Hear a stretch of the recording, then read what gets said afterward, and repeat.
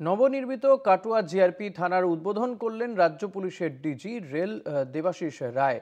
কাটুয়া rail স্টেশনের পাশেই থানার নতুন বিল্ডিং তৈরি করেছে পূর্ব রেল।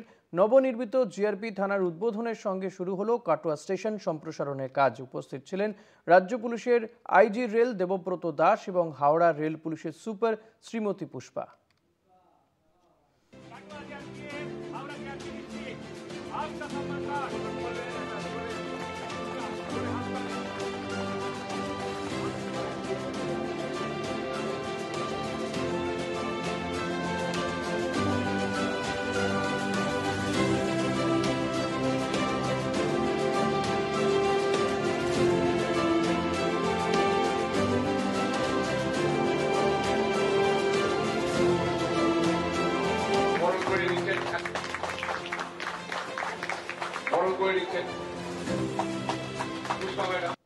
এখন যা আছে আমাদের জিআরপি থানার জন্য স্কুলে না থেকে বেশি একটা ভালো বেড়া ইত্যাদি এগুলো ধীরে ধীরে ফুটতে থাকবে।